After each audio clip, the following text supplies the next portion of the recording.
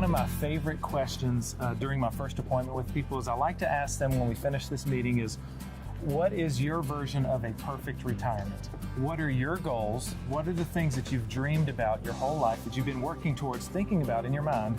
Because that's my goal as the financial advisor, is to show you a plan clearly how to make that a reality. When you pose that question to your clients, do most of them know the answer?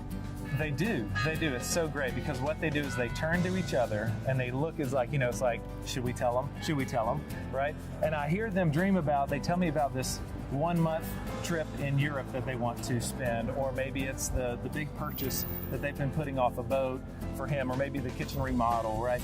I think they know that answer, but it's just they've never let their mind go there.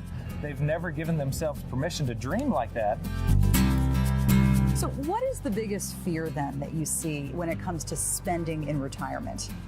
The biggest fear I see is a fear of running out of money. It's almost like they've got handcuffs on and they don't give themselves permission to spend the money that they've worked so hard to accumulate because they don't have the plan in place. So any spending that they do, they feel like they're being reckless. So they've got to put a plan in place.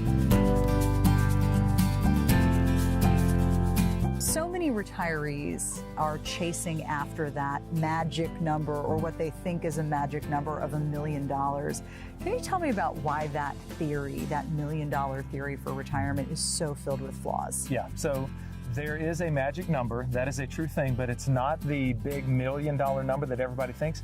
I say it's that income. It's that bottom line income number. That's your magic number.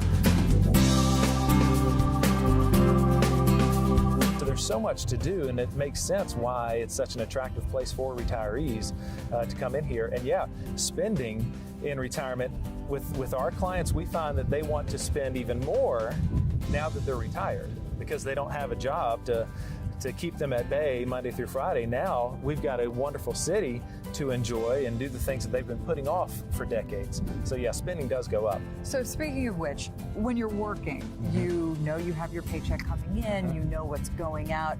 How do you spend with that same level of confidence when you're in retirement and that paycheck from work is no longer coming in? Yeah, because when we are working, as long as we're working, we're confident that there's going to be a paycheck at the end of the 2 weeks or the month, right? We know it's going to show up in our bank account. Well, you can do the exact same thing in retirement if you position the money properly.